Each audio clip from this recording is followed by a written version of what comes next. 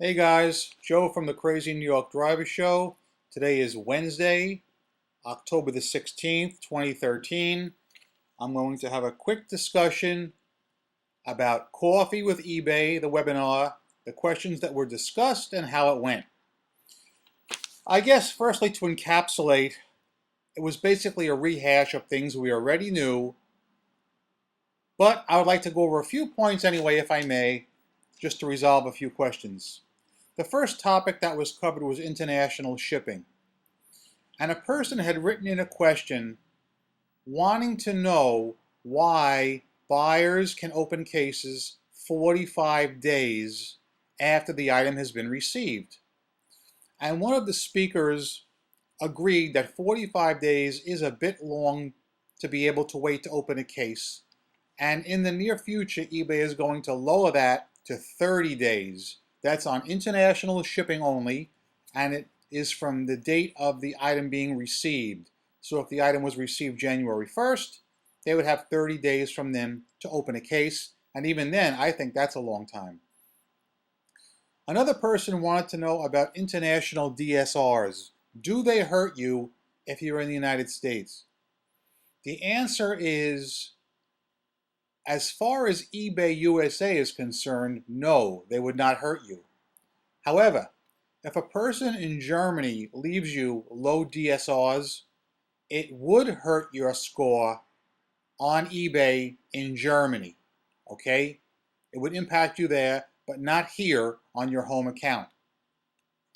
Another person wanted to know about freight forwarding, and that's something I've run into myself. I get a lot of buyers in Florida, specifically in Miami, where they'll buy my items and the item will be shipped to a freight company in Miami and they will then forward them to the buyer overseas. This is perfectly fine. And the person wanted to know if we could get hurt with our DSRs or with negative feedback. With DSRs, no, providing the shipping time and that the shipping was recorded arriving at their registered eBay address. However, DSRs, yes, that could still hurt us if the person left us low DSRs, even if the item is going overseas. Okay, as far as feedback, as you know, sellers can only leave positive feedback, but several people had written in wanting to know why we, sellers, cannot neg people who do not pay. And the speaker tried to make it sound like they were doing us a favor by not letting us neg these people. He said to us, we can leave anonymous negative feedback by clicking the report a buyer button and by opening an unpaid item case. He further went on to say, if we open an unpaid item case and the buyer does not buy, he will of course get an unpaid item strike. He said after a while, after several of these, they might take action. But even he was quite candid and basically stated that one or two unpaid item strikes, they're not going to do a thing about that. All right? However, if they do get an unpaid item strike, they cannot leave us negative feedback, and if it has been left, it will be removed. Another questioner wrote in about newbies, inexperienced buyers who love to leave negative feedback. And they wanted to know if there's any protection for us about this. And well, the speaker went on, and he basically said no, inexperienced buyers can continue to leave us negative feedback if they're not happy. He said if we feel the feedback is unwarranted, we could call eBay customer service. But I remind you guys that I received only one negative feedback all year. It was unwarranted. I called customer service. They did nothing for me. And I have to assume they'll do nothing for you too. I'm just calling it like I see it. Several people had written in about DSRs, the DSR rating, and they want to know why buyers are allowed to leave them anonymously as opposed to signing their name to it. And I would love to see buyers signing their name to the DSR rating. But eBay doesn't want to do that because eBay wants the buyers to feel comfortable knowing that a seller cannot retaliate against them for any low DSRs left. The speaker further went on to actually try and say that they were doing us a favor by leaving us low DSRs so they could show us where we need to make improvement on the system. Well, I think you know how I feel about that. Now, let's talk about returns. One person wrote in and wants to know how to handle a case when a buyer returns an item with parts missing. The speaker said we should report the buyer, specifically report the buyer by clicking the Report a Buyer tab. He says eBay will investigate each case on a case-by-case basis. But anybody listening to this video knows eBay always sides with the buyer. And later in the webinar, the speaker actually was very candid, and he said right up front, he was honest. He said, in cases like this, eBay does not want to take sides because they do not know who is telling the truth, the buyer or the seller. And they said when this happens, they will always side with the buyer. They said the reason for acting that way is they want the buyer to continue to come back to eBay and buy more items. They want the repeat business, so anytime a decision has to be made, it will be made in the favor of the buyer. Another person wrote in and said that somebody had opened a case against him 75 days after the date of the sale. And the speaker agreed that 75 days was way too long to wait. Right now, eBay allows 45 days. He says the reason why the buyer was able to open the case after 75 days is basically to make the buyer feel comfortable on the system. So for instance, obviously if a guy opens a case 45 days or sooner, that case will count against you, if found against you. However, if a guy opens a case 75 days or 70 or 65, it looks like it's a case counting against you, but he says it will not count against you and that the case will never go into case resolution anyway. Only the initial steps will be able to be completed, if that makes sense. I mean, I guess that's good, but I think even 45 days is a bit long to wait if you ask me. Another person wrote in about newbie buyers committing to their item or winning a bid and then saying they don't want the item, cancel the transaction. And they want to know what eBay is doing against this. The speaker said eBay is encouraging people to list in the fixed price category in order to get around deadbeat bidders like that. This way the buyer has to pay when he commits to the item. Okay? If a deadbeat bidder does not pay you, whether it's a newbie or not, he says you must open an unpaid item case. And I've always said that from the very beginning. I agree with him there. Always open an unpaid item case at the earliest possible time if someone does not pay you. Next item. What to do when somebody sends you an empty box back. They buy your item, they say it's not as described. He came right out and said, you know, what can they do? Whose word are they going to take, the buyer or the seller? He said, once again, they will take the buyer's word. However, he wants the sellers to report bad buyers like this. And if somebody seems to have a history in their account of doing this kind of thing, they will be purged from the system. Will that happen? I don't know. A person wrote in and said, one of their buyers did not pay for a particular item and they opened an unpaid item case. The buyer then paid up, and when they got the item, they were so mad that the unpaid item case was opened, that they left the poor person negative feedback.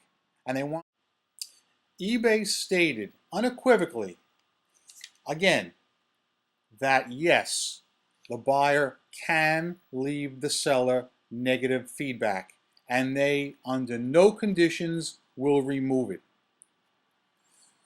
If you agree to cancel a transaction with the buyer, then they said they would remove the feedback.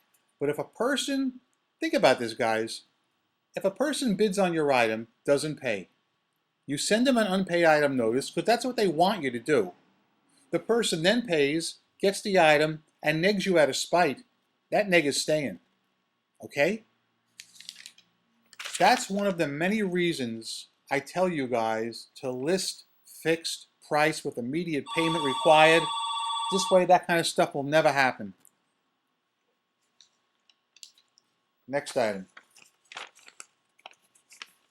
I'm reading off a sheet of paper here because I took extravagant notes. Now, a person wanted to know what happens when a buyer opens a case of item not received, when in fact the tracking number shows the item was received. So what eBay tells you to do is the following.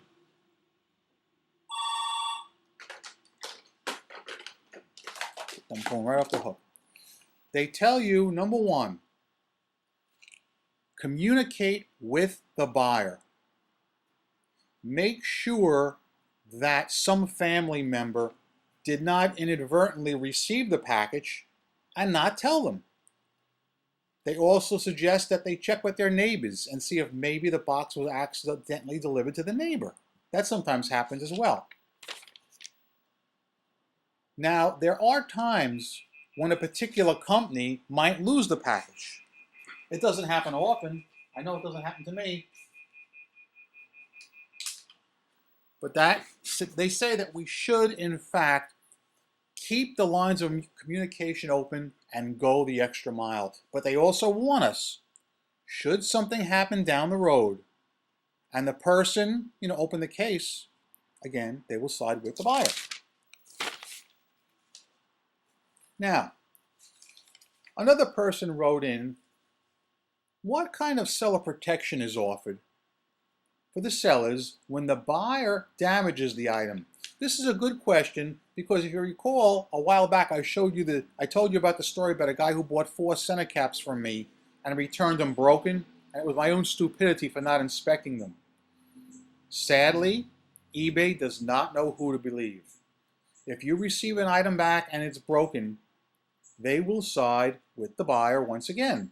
And they made no bones about it. They said it right on camera. Another person wrote in and said, something I've been asking for a long time. Why can't eBay ask buyers to contact sellers before negging them? And they simply said eBay does not require buyers to contact sellers. They encourage it, but there is no requirement where any buyer has to contact the seller first before leaving them negative feedback. I think that's really sad because so much of this kind of stuff could be avoided. Another person wanted to know about buyers who leave positive feedback with low DSR ratings. All right? And basically, eBay stated that in cases like this, it doesn't mean the buyer is totally dissatisfied with the seller. It means they may have been dissatisfied with one small aspect of the transaction. Let's say, for instance, the shipping time. And if eBay really feels that way, why do they even have the DSRs, as far as I'm concerned? We don't need them. They're only another way to hurt sellers. But eBay thinks that it's inspiring buyer confidence. And heck, maybe it is. I don't know. But I just feel that it's another way to hurt us. eBay stressed the importance of leaving free shipping. It is not required, but it is highly recommended. All right? I myself do offer free shipping. And, I suggest it. Next, here's a good one. Inaccurate case openings. A person who sells clothes wrote in with this story. They had sold a sweater or a shirt, some piece of clothing, and the buyer had made a mistake and bid on the wrong size. Upon receiving it, they opened it as a case of item not as described, when in fact it was as described, but the person bid on the wrong size. And they want to know how eBay would handle such a thing. The guy kind of hemmed and hawed, and he said, well, look, if you offer hassle-free returns like I do, I offer hassle-free returns for 2 weeks, you have to take the item back no matter what. So even if the buyer makes a mistake and bids on the wrong size, and you know many times my buyers will bid on one hubcap and think they're getting all 4, it's their mistake. But if they click on item not as described, you know, I have to take it back, and so do you. And there's nothing they will do about it. They also went a little further and said that the clothing category has an unusually high rate of returns. Now, I don't know if it's because of the sizes or what, but I don't sell in the clothing category, and I think that's a good thing. Anyway, thanks for watching, or listening. Anyway, I'm Crazy New York Driver, and you're not. I will be back Friday with another very important eBay video. Please, guys, tune in if you can. It's going to be all about some tips with the Cassini search engine. I think we've got a lot figured out now. Been doing a lot of studying on this problem. So rock on, and see you guys on Friday.